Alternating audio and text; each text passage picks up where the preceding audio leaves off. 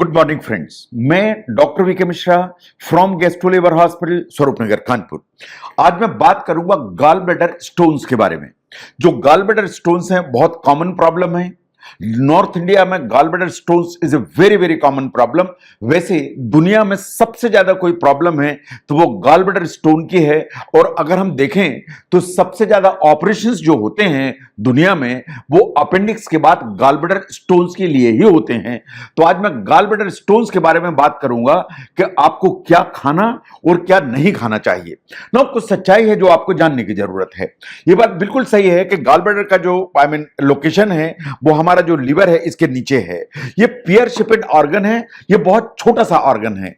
इसका काम है कि जो लिवर बाइल बनाता है वो इसको स्टोर करके इसको कंसंट्रेट करे। और जब एक बार कंसंट्रेट कर दे तो आप जो खाना खाते हैं उसमें आके बाइल मिल जाए और फैट को डाइजेस्ट करने में आपकी मदद करे। ये बात बिल्कुल सही है कि जब आप खाना खाते हैं तो आपका जो गॉल ब्लैडर है वो बाइल को रिलीज करता है और ये जो बाइल है एक डक्ट के थ्रू आपके इंटेस्टाइन में आता है। इसे कहते हैं बाइल डक्ट। नो, जो गॉल स्टोन्स हैं वो बनते तभी हैं जब गॉल ब्लैडर के काम करने की जो क्षमता है वो नीचे आ जाती है। गॉल ब्लैडर में जो बाइल है वो ज्यादा कंसंट्रेट होने लगता है एंड हार्डन होने लगता है। इन over a period of time जो स्टोन्स हैं वो डेवलप होने लगते हैं। नाउ ये बात भी सही है कि जो गॉल ब्लैडर स्टोन्स हैं कभी कभी कोई भी सिम्टम लेके नहीं आते हैं।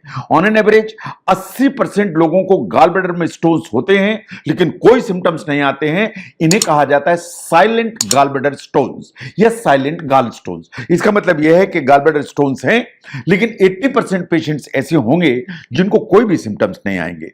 लेकिन कभी अगर अटैक आएगा तो अटैक बहुत सीवियर आएगा।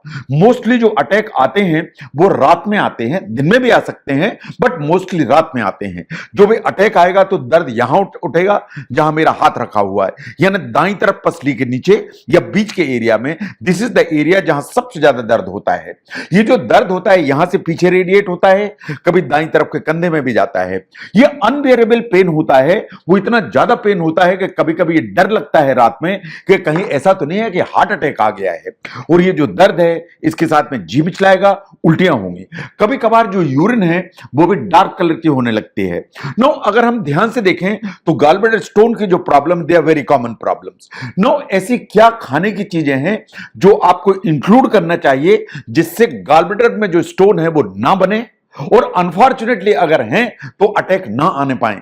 तो गॉल ब्लैडर में स्टोन कैसे ना बने उसके लिए आपको डाइट में क्या चेंज करने की जरूरत है इसको ध्यान से देखिए। नंबर 1 पर आते हैं फ्रूट्स एंड वेजिटेबल्स। जो भी डाइट ऐसी है जो रिच है वेजिटेबल्स में एंड फ्रूट्स में वो आपके गॉल ब्लैडर की जो हेल्थ है उसको इंप्रूव करके चलती है। ये बात सही है कि अगर आपकी जो डाइट है उसमें फाइबर की मात्रा ज्यादा है, उसमें विटामिन सी की मात्रा ज्यादा है, उसमें कैल्शियम की मात्रा ज्यादा है, इन विटामिन बी की मात्रा ज्यादा है, तो गॉल ब्लैडर की ओवरऑल जो हेल्थ है वो अप टू द मार्क रहेगी।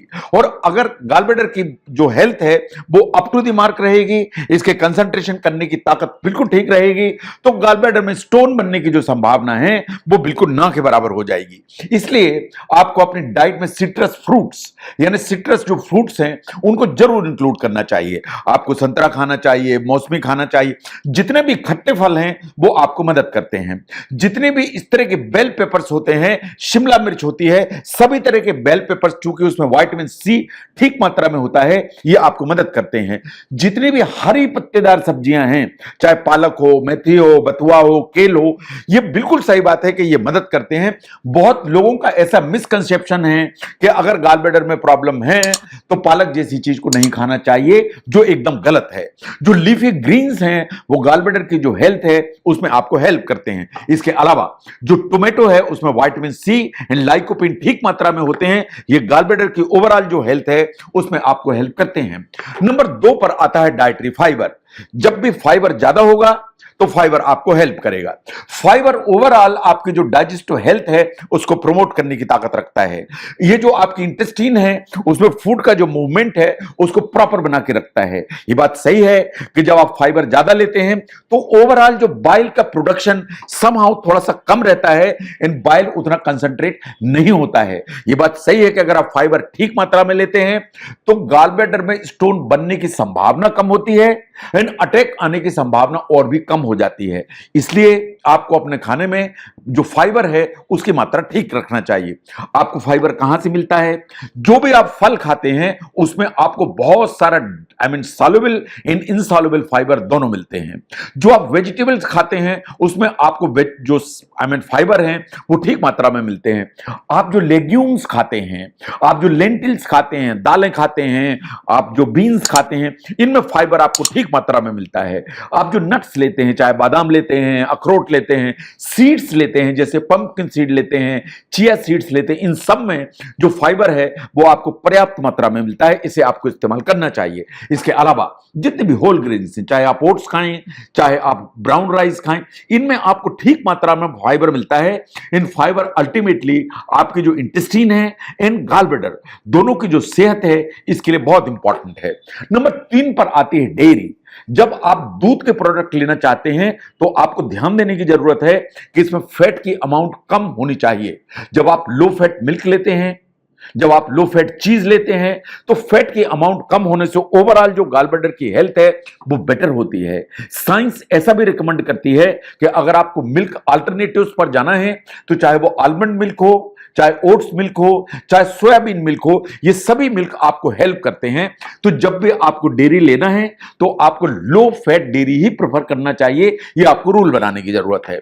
नंबर 4 पर आते हैं प्रोटीन्स। जो प्रोटीन्स हैं आपकी बॉडी के लिए बड़े इंपॉर्टेंट हैं, लेकिन अगर हम गॉल ब्लैडर की जो हेल्थ है उसको ध्यान से देखें तो आपको लीन प्रोटीन खाने की जरूरत है। जो लीन प्रोटीन है आपको कहां से मिलेंगे? आपको पोल्ट्री से मिलेंगे, यानी चिकन से मिलेंगे। आप अगर फिश खाते हैं उससे मिलेंगे। जितने भी आप नट्स खाते हैं, सीड्स खाते हैं, ये लीन प्रोटीन की कैटेगरी में आते हैं। जो बीन्स आप खाते हैं, चाहे आप राजमा खाते हैं, ब्लैक बीन खाते हैं, लोबिया खाते हैं, इन सब में लीन ही प्रोटीन होता है।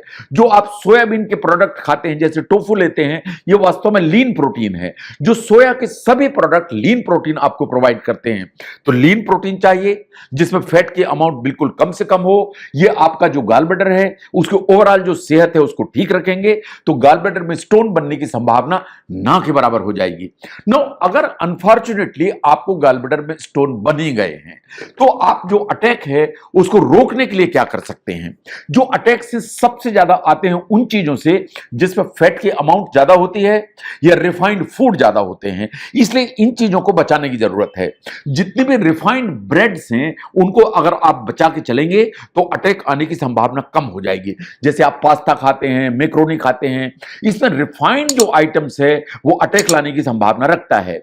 जब भी आप हाई फैट डेयरी खाते हैं या दूध की चीजें लेते हैं जिसमें फैट की मात्रा ज्यादा है तो पॉसिबिलिटी हमेशा ज्यादा होगी कि आपको अटैक आएगा। और जब भी प्रोसेस्ड फूड्स खाते हैं, डीप फ्राइड आइटम्स होते हैं, उससे हमेशा डर रहेगा कि आपको गॉल ब्लैडर स्टोन का अटैक आ जाएगा आधी रात में। जो वेजिटेबल ऑयल्स हैं, इन पर्टिकुलरली पीनट ऑयल है, साइंस ऐसा मानती है कि ये अटैक लाने की संभावना ज्यादा रखते हैं। जब भी आप रिफाइंड शुगर खाते हैं, पर्टिकुलरली हमारे देश में जो मिठाइयां खाई जाती हैं, चाहे आप जलेबी खाएं, गुलाब जामुन खाएं, इन सबसे इस चीज की संभावना ज्यादा होती है कि आपको गॉल ब्लैडर का पेन उठ जाएगा आधी रात में, पर्टिकुलरली अगर नाइट में आपने इन चीजों को कंज्यूम किया है। तो अल्कोहल अगर आप ज्यादा अमाउंट में लेते हैं एक रिस्क फैक्टर है। जितने भी मैदा के आइटम्स हैं वो आपको परेशान करेंगे, चाहे आप समोसा खाएं, आलू बड्डे खाएं, मठरी बना के खाएं, ये सब उस तरह के आइटम्स हैं जो अटैक लाने की संभावना रखते हैं।